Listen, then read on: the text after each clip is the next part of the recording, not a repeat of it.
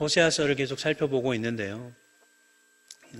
호세아서는 하나님과 이스라엘 백성들과의 관계를 남자와 여자의 혼인 관계로 비유해서 계속해서 표현을 하고 있습니다. 그러면서 이스라엘 백성들의 죄가 무엇인지, 하나님 앞에서 이스라엘 백성들의 그 죄의 실체가 무엇인지 계속해서 그 혼인 관계를 비유로 해서 우리에게 보여주고 있지요. 특별히 오늘 본문을 보면 왜 하나님께서 이스라엘 백성들에 대해서 그렇게 분노하시는지, 그리고 왜 그렇게 슬퍼하시는지, 이스라엘 백성들의 도대체 어떤 점이 하나님을 그렇게도 하나님의 마음을 아프게 하는지를, 그 근본적인 원인이 어디에 있는지를 우리에게 말씀을 해주고 있습니다. 특별히 4절 말씀이 그것을 잘 드러내주고 있는데, 4절 말씀 한 번만 더 같이 보죠. 이렇게 이야기하고 있습니다. 그들의 행위가 그들로 자기 하나님에게 돌아가지 못하게 하나니 이는 음란한 마음이 그 속에 있어 여호와를 알지 못하는 까닭이라. 이 말씀을 보면 이스라엘 백성들의 행위가 하나님께로 돌아가지 못하게 하고 있다라고 이야기하고, 또 이스라엘 백성들의 마음에 음란한 마음이 있다고 이야기를 하고, 또 이스라엘 백성들이 여호와를 알지 못한다라고 이야기를 하고 있는데, 이 본문을 유심히 살펴보면 이 본문이 말하고 있는 핵심이 무엇인지를 잘 알 수가 있습니다. 사실 이 본문을 보면, 오늘 4절 말씀을 보면 논리적인 순서가 좀 뒤섞여 있는데, 이 본문을 논리적인 순서에 따라서 다시 풀어보면 이렇게 이야기할 수 있습니다.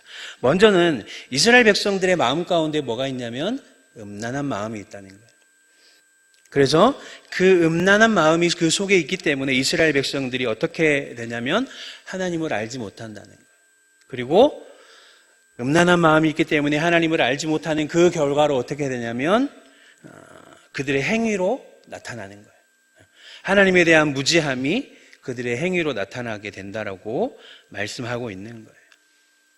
음란한 마음이 이스라엘 백성들의 마음이 있고, 그 음란한 마음 때문에 이스라엘 백성들이 하나님을 알지 못하고, 하나님을 알지 못하기 때문에 그들의 행위로 하나님을 기쁘시게 하지 못한다라고 이야기하고 있는 거죠.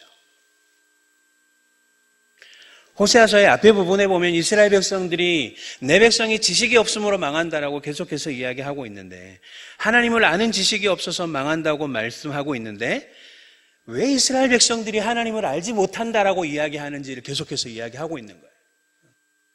이스라엘 백성들이요, 율법적으로는 하나님을 잘 안다고 할 수 있을 만큼 율법에 나름대로 철저한 그런 종교 생활을 해왔습니다. 율법을 외우고, 율법을 손에 감고, 율법을 여기저기 다 새기고, 하나님의 말씀을 잘 아는 이스라엘 백성들이었음에도 불구하고 왜 그들이 하나님을 아는 지식이 없어서 망한다라고 말하고 있느냐? 그 근본적인 원인이 어디에 있다는 거예요? 지식적으로는 말씀을 잘 알고 있을지 몰라도 이스라엘 백성들이 하나님과의 관계에 있어서, 인격적인 관계에 있어서 그들의 마음 가운데 뭐가 있냐면 음란한 마음이 있다는 거예요. 7절 말씀을 보면 그 음란한 마음을 뭐라고 같은 의미로 표현을 하고 있는데, 이스라엘 백성들이 여호와께 대해서 정조를 지키지 않았다라고 이야기하고 있어요. 오늘 본문에서 이스라엘 백성들이 음란한 마음을 품었다는 것은 무엇을 의미하는 것입니까? 이스라엘 백성들이 하나님과의 언약을 지키지 않았다는 것을 근본적으로 이야기를 하고 있어요. 여기 앉아 계신 분들은 다 결혼을 해보셨죠? 결혼을 할 때 서약을 하는데 왜 서약을 합니까? 보통 이제 저도 결혼식 때는 너무 정신이 없어서 주례자가 무슨 서약을 했는지 그 내용이 무엇인지 기억하지도 못한 채로 그냥 지나가 버렸지만, 사실 결혼식에서 신랑과 신부가 많은 사람들 앞에서 결혼의 서약을 하는 것은 너무나도 중요한 순서입니다. 결코 가볍게 여길 일이 아니라는 거예요. 결혼식 때 뭐라고 서약합니까?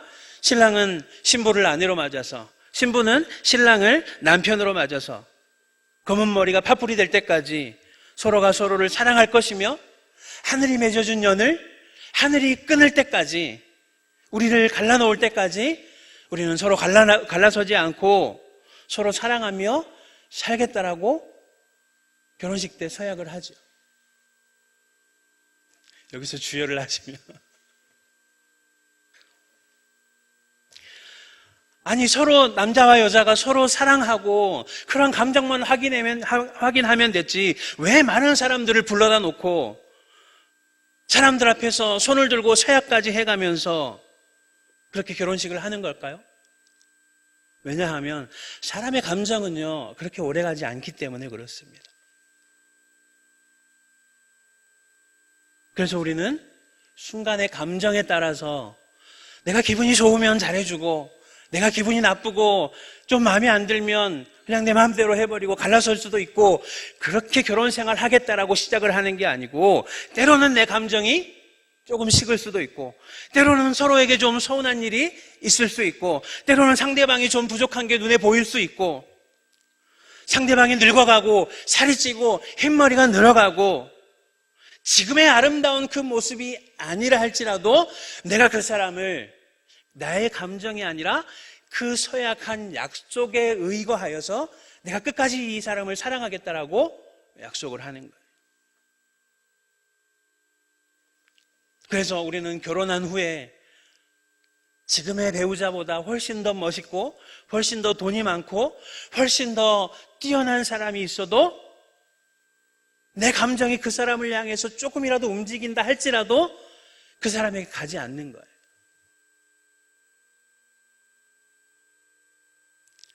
결혼 생활이라는 것은 자신의 감정에 따라서 좌지우지 되는 것이 아니라 결혼식에서 서로가 서로를 향해서 약속을 했기 때문에 그 약속의 울타리 안에서 이루어지는 것이 결혼 생활이라는 거예요.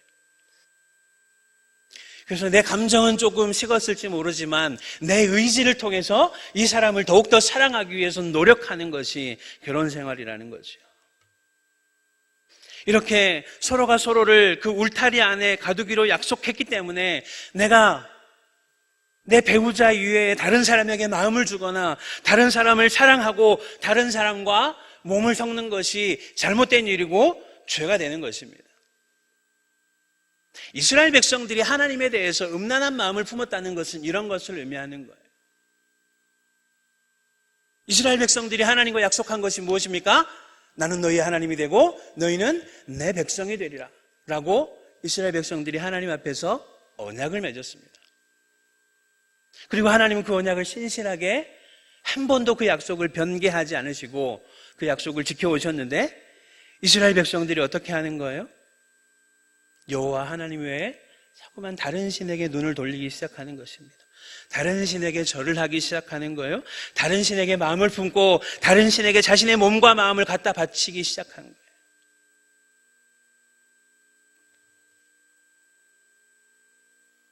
이스라엘 백성들이 다른 신에게 마음을 빼앗겼다는 건 무엇을 의미하냐면 상대적으로 하나님에 대한 마음이 식어가고 있다는 것을 의미하는 거죠.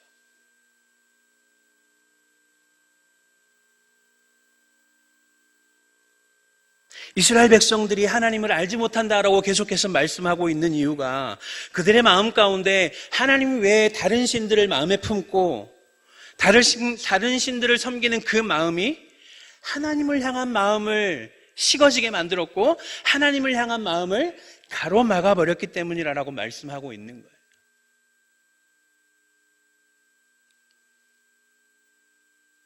하나님에 대한 감각이 무뎌지는 거예요. 하나님을 봐도 가슴이 설레지 않는 거예요. 하나님을 봐도 행복하지 않은 거예요.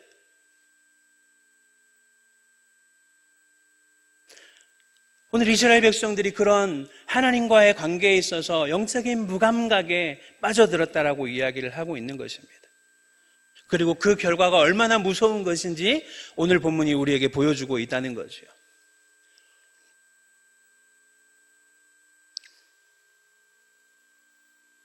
성경에 보면 예전에는 문둥병이라고 표현이 되어 있었고 지금 이제 나병이라고 번역이 되어 있는데 나병에 대한 이야기들이 많이 등장을 하죠. 특별히 율법서에 보면 그런 이야기들이 많이 등장을 하는데 우리가 잘 아는 대로 나병은 피부가 썩어 들어가는 병입니다.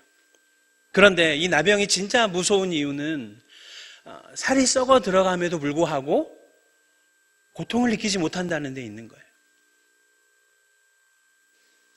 살이 썩어지고 떨어져 나가도, 손가락이 끊어져 나가도 고통을 느끼지 못하기 때문에 그게 정말 무서운 병이라는 거죠. 어쩌면 우리의 영혼에 있어서도 가장 무서운 영혼의 질병이 있다고 한다면 영적인 무감각이 아닌가 생각을 합니다. 영혼이 병들어가고 있는데도 깨닫지 못하는 거예요. 영혼이 죄악 가운데 빠져들어가고 있는데도 그것이 위험한지 어쩐지 깨닫지 못하고 있는 겁니다. 죄가 죄인 줄 깨닫지 못하고 계속해서 죄의 자리에 머물러 살아가는 것, 그 영적인 무감각함이 정말로 무서운 것이라는 것을 보여주고 있다는 거죠. 우리가 신앙생활을 하다 보면요, 우리가 연약한 인간이기 때문에 때로는 무기력함에 빠질 수는 있습니다. 신앙의 기복이 있을 수 있다는 거예요. 어떤 때는 열심을 내서 신앙생활을 하다가 어떤 때는 지치고 힘들고 낭망해서 주저앉을 때가 있어요. 우리의 상황에 따라서, 우리의 감정에 따라서 신앙의 기복이 있을 수가 있다는 것입니다. 그러나 그런 무기력함과 무감각함은 전혀 다른 문제라는 거예요.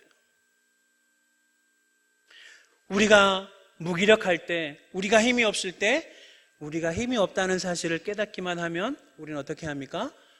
하나님 앞에 나아갈 수가 있는 거죠. 하나님께 구하고 다시 일어날 힘을 하나님께 구할 수 있습니다. 그러나 무감각함은 다르지요. 무감각하다는 것은, 영적으로 무감각하다는 것은 내가 지금 어떤 영적인 상태에 있는지조차도 모르는 거예요. 영적으로 병들어 있음에도 불구하고 깨닫지 못하고 자각하지 못하는 거예요. 지금 나에게 말씀이 필요한 때인지, 내가 지금 기도를 더 해야 될 때인지, 내가 하나님 앞에 회개를 해야 될 때인지, 내가 하나님 앞에 더 열심을 내어서 뭔가를 해야 될 때인지조차를 구분을 못하는 것입니다. 내가 어떤 죄를 짓고도 이것이 죄인지조차도 깨닫지 못하고 있는 거예요. 하나님의 말씀에 어긋난 일을 하고서도 그것 자체를 인식하지 못하는 그런 영적인 무감각함이 무섭다는 거죠. 정확한 진단을 내리지를 못하는 거예요. 내가 잘하고 있는지 잘못하고 있는지를 모르는 겁니다. 정확한 진단을 못하니까 어때요? 정확한 처방을 못하게 되는 거죠. 영적인 무감각함이 정말 무서운 것은 우리가 느끼지 못하는 사이에 우리의 영혼을 파괴해버리기 때문에 무서운 것이죠. 우리가 신앙생활을 할 때요, 아마 대부분의 사람들은 나는 지금부터 신앙생활 대충 해야지, 나는 지금부터 신앙생활 열심히 안 해야지, 이렇게 마음 먹고 그렇게 하는 사람이 있을까요? 그런 사람은 아무도 없습니다. 누구나 다 처음에는 열심히 하고 싶고 신앙생활 잘하고 싶고 신앙의 성장을 이루고 싶어 하면서 신앙생활을 하죠. 그러나 그럼에도 불구하고 그렇게 하지 못하는 이유가 무엇이냐면 나도 모르는 사이에 우리 마음 가운데 음란한 마음이 들어오는 거예요. 음란한 마음은 무엇입니까? 세상의 근심, 재물에 대한 욕심, 쾌락과 이기심과 탐욕과 음란함, 하나님이 미워하는 모든 것들이 우리의 마음 가운데 들어오기 시작하면 그 마음이 우리의 마음을, 우리의 영혼을 무감각하게 만들어버린다는 거지. 그런 것들이 좋은 것들이잖아요. 쾌락과 즐거움과 물질과 그런 것들 자체를 나쁘다라고 할 수는 없습니다. 그런 것들이 좋은 것인데, 그래서 그 좋은 것들을 탐하다 보니까 하나님을 잊어버리고 오직 그것을 향해서만 달려가는 거예요. 그러다 보니까 하나님에 대한 감각이 무뎌지는 겁니다. 어느 순간 재물에 대한 욕심이 우리의 마음 가운데 비집고 들어와서 그것이 우리의 마음을 장악해버리고 하나님께 그 상황을 맡기지 못하고 거기에 사로잡혀 살아가는 거예요. 신자들도 돈에 대해 걱정할 수 있지요. 그러나 그 생각이 우리의 마음을 사로잡아 버리면 어느 순간 우리는 나도 모르게 돈의 노예가 되어버리는 것입니다. 신자도 즐거움을 추구할 수 있지요. 신자라고 해서 늘 고통 속에서 살아갈 필요는 없습니다. 그러나 신자로서 하나님의 말씀대로 이 세상에서 살아가려고 하다 보면 의도치 않게 고난을 맞닥뜨릴 수밖에 없는 것이 우리의 삶입니다. 그러나 말씀대로 살아가려고 할 때 필연적으로 우리에게 닥치는 그 고난을 외면해버리고 나는 그냥 좀 편안하게 살고 싶고 안락하게 살고 싶다는 그 마음이 우리의 마음을 장악해버린다면 우리는 어느 순간 나도 모르게 십자가로부터 멀어지는 삶을 살아갈 수밖에 없다는 것이요.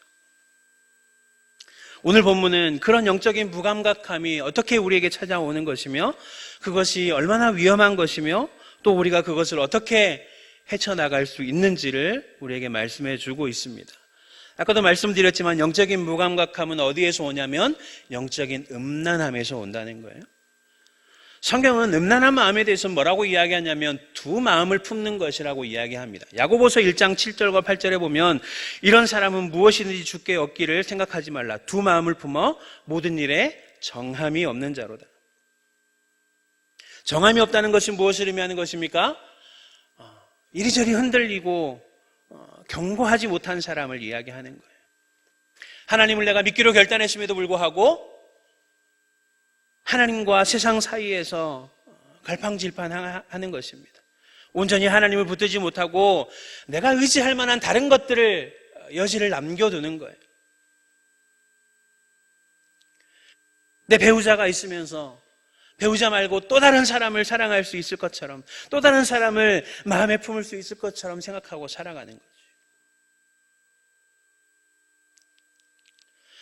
내가 배우자가 있으면서 내가 사랑해야 될 대상이 있으면서 그 사람을 사랑하고 또 다른 사람을 사랑할 수 있는 것은 내 사랑이 풍성한 것이 아니라 그걸 결단코 사랑이라고 할 수 없죠. 내가 누군가를 사랑하기로 결단했다면 그것은 그 사람을 위해서 내 삶과 내 물질과 내 건강과 내 모든 것을 헌신하기로 결단하는 것입니다. 그러나 내가 두 마음을 품었다는 것은 이것도 사랑하고 저것도 사랑하기로 결단했다는 것은 내가 나의 삶을 그 사람에게 헌신하기로 결단했다는 것이 아니라 그 두 관계를 통해서 내 마음의 욕심을 채우고자 하는 것입니다. 왜요? 이 사람을 사랑하는데 이 사람이 정말로 나한테 잘해주는데 돈이 없어요. 다른 사람을 보니까 돈이 많아요. 내 부족한 것을 채워줄 수 있을 것 같아요.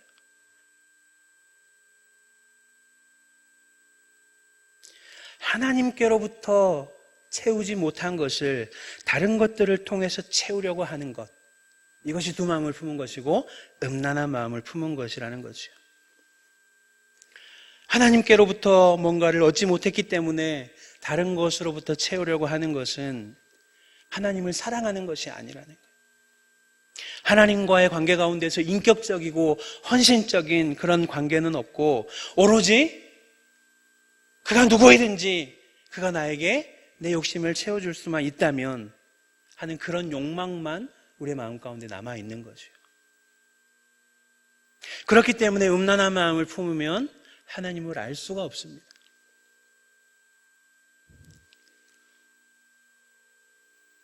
왜냐하면 그 욕망의 중심에는 누가 있습니까? 상대방이 있는 것이 아니라 그 욕망의 중심에는 내가 있는 거예요. 상대방의 감정과 상대방의 상황에는 무관심하게 되는 거예요. 그 사람이 나에게 뭘 줄 수 있는지, 그 사람이 나의 어떤 욕망을 채워줄 수 있는지에만 관심을 가지게 되는 거죠. 그런 마음을 가지고 어떻게 상대방을 제대로 알 수 있겠습니까? 자기 자신의 욕망에 사로잡힌 사람은 결코 하나님의 어떠하심을 알아가려고 하지 않는다는 거예요. 우리가 늘 찬양하는 것처럼 하늘을 두루마리 삼고 바다를 먹물 삼아도 하나님의 그 크신 사랑을 다 기록할 수 없다라고 우리 입술로는 고백을 하지만 정작 우리가 하나님께 원하는 것은 많은데 하나님이 우리에게 어떠한 사랑을 부어주셨는지 그것을 우리가 표현해 보고자 한다면 정말로 빈약할 수밖에 없는 거죠. 내가 하나님께 뭘 원하는지는 얼마든지 말할 수 있지만 하나님이 나에게 뭘 원하시는지는 모르는 거예요. 그렇기 때문에 음란한 마음은 우리를 하나님으로부터 멀어지게 하는 거예요. 우리가 아무리 하나님을 욕망하고 하나님으로부터 뭘 얻기 위해서 하나님 앞에 아무리 매달린다고 하여도 우리의 마음 가운데 하나님 자체를 추구함이 없이 하나님을 통해서 자꾸만 뭘 얻고자만 욕망한다면 우리는 하나님께 가까이 가면 가까이 갈수록 하나님으로부터 멀어질 수밖에 없다는 것입니다. 왜냐하면 그것은 결코 하나님을 기쁘시게 하지 못하기 때문입니다. 오히려 하나님의 근심을 사게 되는 거죠.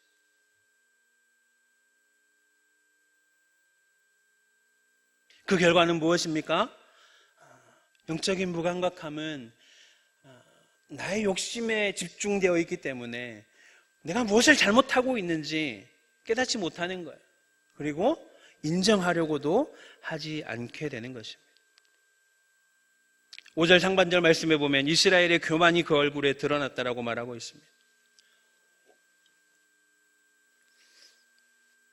하나님이 계속해서 이스라엘 백성들의 죄를 지적함에도 불구하고 자신들은 죄가 없다는 거죠. 아무리 이스라엘 백성들의 죄악에 대해서 하나님이 말씀하셔도 그것을 인정하지 않는 것입니다. 인정하지 않기 때문에 돌이킬 필요도 느끼지 못하는 거죠. 그러나 내가 인정하지 않는다고 해서, 내가 깨닫지 못한다고 해서 우리에게 죄가 없는 것은 아닙니다. 많은 믿음의 선배들이, 정말로 하나님을 깊이 경험했던 믿음의 선배들이 하나님의 그 영광 앞에 설 때마다 고백했던 것은 무엇이냐면 자신의 죄악의 참남함이에요. 그 믿음의 거장들이 무엇이 부족해서 하나님 앞에 설 때마다 자신의 죄에 대해서 그렇게 통회하며 하나님 앞에 부르짖을 수밖에 없었습니까? 그들이 우리보다 죄가 더 많아서가 아니에요. 그들이 하나님의 말씀 앞에서 자신들의 죄악을 훨씬 더 민감하게 깨달을 수 있었기 때문입니다. 우리가 하나님 앞에 설 때마다 하나님 앞에 통회하는 마음이 없이 나가는 것은 우리가 죄가 없어서가 아니라는 거예요. 우리의 죄에 대해서 우리가 깨닫지 못하기 때문이라는 것입니다.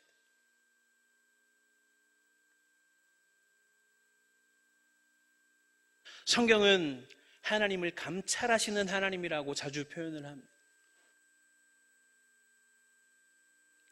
시편 139편 9절 말씀에 보면 내가 새벽 날개를 치며 바다 끝에 가서 거주할지라도 거기서도 주의 손이 나를 인도하시며 주의 오른손이 나를 붙드시리이다.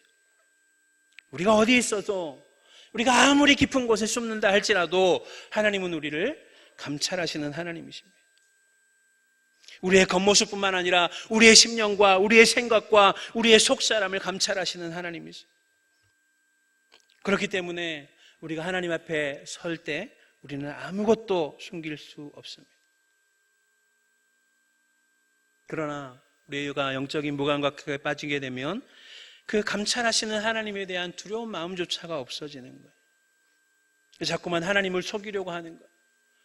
아담과 하와가 선악과를 따먹고 하나님으로부터 숨는다고 하여서 하나님의 그 눈을 피할 수 있습니까? 하나님을 속일 수 있습니까? 결코 그렇게 하지 못함에도 불구하고 자꾸만 숨는 거죠. 그리고 거기서 더 나아가서 자기 자신마저 속여버리는 게 영적인 무감각함의 무서움입니다. 하나님의 말씀에 붙들리지 않고 하나님의 은혜에 붙들려 살아가지 않음에도 불구하고 우리의 삶이 평안하다면 그것은 진짜 평안이 아님에도 불구하고 나는 평안하다라고 자신을 속여버리는 거예요. 신앙생활을 잘하고 있지 못하면도 불구하고 스스로 신앙생활 잘하고 있다라고 스스로를 속이는 결과를 낳게 되는 거예요. 그렇게 되면 어떻게 됩니까? 우리가 아무리 신앙생활을 열심히 하고 아무리 종교생활을 열심히 해도 그것이 우리로 하여금 하나님으로부터 더 가까워지게 만드는 것이 아니라 오히려 하나님으로부터 더 우리를 멀어지게 하고 단절되어 버리게 만든다는 것이지요.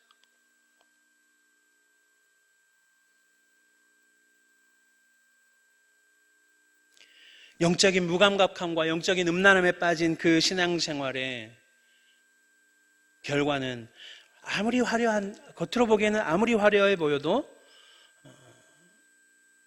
하나님과의 단절을 낳을 수밖에 없다는 거예요. 하나님과 단절된 종교생활의 특징은 무엇입니까? 6절에 보면 이스라엘 백성들이 아무리 양떼와 소떼를 많이 끌고 와서 여호와를 찾으러 할지라도 하나님을 만날 수 없다라고 이야기합니다. 하나님과 단절된 종교 생활의 첫 번째 특징은 형식적인 종교 생활에 빠지게 된다는 거예요. 예배 때마다 나와서 찬송도 크게 부르고 헌금도 많이 하고 교회에서 봉사도 많이 하고 아무리 많은 재물을 갖다 바쳐도 그것이 사람의 마음을 흡족하게 하고 사람들이 보기에는 좋을지 몰라도 하나님 앞에 상달되지 못하는 공허한 예배요 재물이라고 말씀하고 있는 거지요. 뿐만 아니라 하나님과 단절되어 버린 종교 생활은 형식적인 종교 생활을 낳을 뿐만 아니라 종교 생활 이외의 삶까지도 황폐하게 만들어 버리게 됩니다. 7절 하반절이 그것을 이야기하고 있지요. 세 달이 그들과 그 기업을 함께 삼키리라. 하나님께서 떠나셨기 때문에 그들의 삶이 황폐해질 수밖에 없다라고 말을 하고 있습니다. 여기서 세 달이라는 것은 하늘에 떠 있는 달을 이야기하는데 그것이 그들을 삼키리라고 말을 하고 있죠. 그것이 무엇을 정확하게 의미하는지는 정확하게 말할 수 없지만 그것이 기근이든 전염병이든 하나님을 떠나온 자들의 삶이 하나님의 그 두려우신 손 앞에서 삼켜질 수밖에 없다라고 말을 하고 있는 것입니다. 그러나 안타깝게도 영적인 무감각함에 빠지게 된다면 하나님께서 자신을 떠나셨다는 사실조차도 자각하지 못하게 되는 거죠.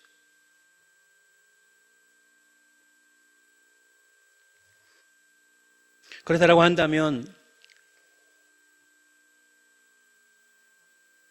영적인 무감각함에서 벗어나려면 어떻게 해야 하는 것일까요?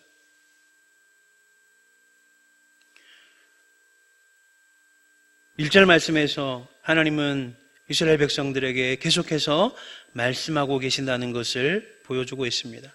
제사장들에게, 이스라엘 족속들에게, 왕족들에게 끊임없이 하나님의 선지자들을 통하여 말씀하고 계십니다.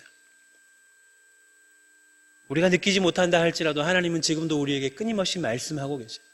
예배를 통해서, 말씀 묵상을 통해서, 우리의 삶을 통해서 하나님은 끊임없이 우리에게 말씀하고 계시는 것입니다. 그래서 이사야 선지자는 55장 6절 말씀에서 이렇게 말합니다. 너희는 여호와를 만날 만한 때에 찾으라. 가까이 계실 때에 그를 부르라. 하나님이 우리와 가까이 계신다는 거예요.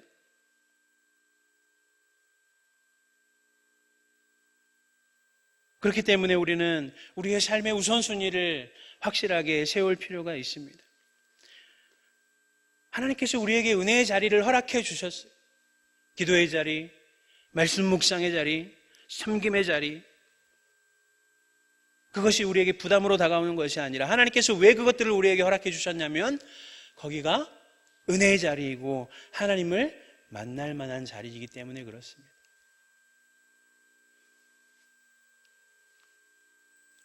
매주 반복되는 예배이고 매주 반복되는 그런 예배의 자리이지만 하나님은 단 한순간도 이 시간을 그냥 단 한순간도 헛되이 주시지 않는다는 거예요. 이 시간을 통해서 하나님은 우리에게 주시는 은혜를 예비하시고 이 시간을 통해서 하나님을 만날 수 있도록 우리에게 이 시간을 허락해 주셨다는 거예요. 그렇기 때문에 하나님께서 허락해 주신 그 은혜의 자리를 우리는 사모하며 나아갈 필요가 있습니다. 새벽의 시간이든 개인적으로 하나님 앞에 나아가는 시간이든 주일 예배의 시간이든 말씀 묵상의 시간이든 어떤 시간이든 하나님 앞에 나의 삶의 우선순위를 드릴 필요가 있다는 거예요. 뿐만 아니라 하나님 앞에 나오는 것을 결코 미루지 말아야 한다는 거죠. 많은 사람들이요, 상황이 좋아야만 교회에 나올 수 있다라고 생각하는 사람들이 생각보다 많습니다. 교회 나오셔야죠. 제가 담배를 끊으면 가겠습니다. 교회 나오셔야죠. 제가 사업이 조금만 더 나아지면 가겠습니다.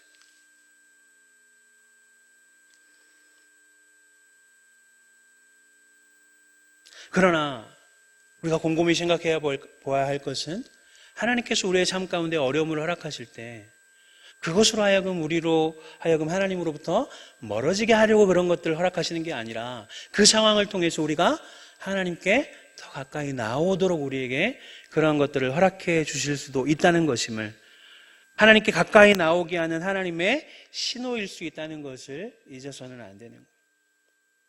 하나님이 우리에게 기회를 주시는 것입니다.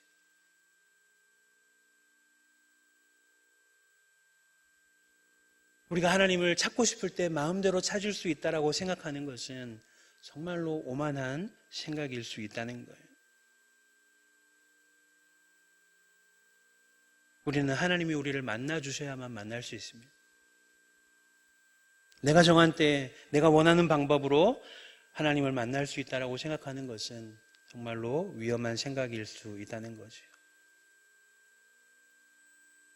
더 나아가서 오늘 이 본문이 우리에게 말씀해 주고 있는 것은 결코 두 마음을 품지 말라는 것입니다.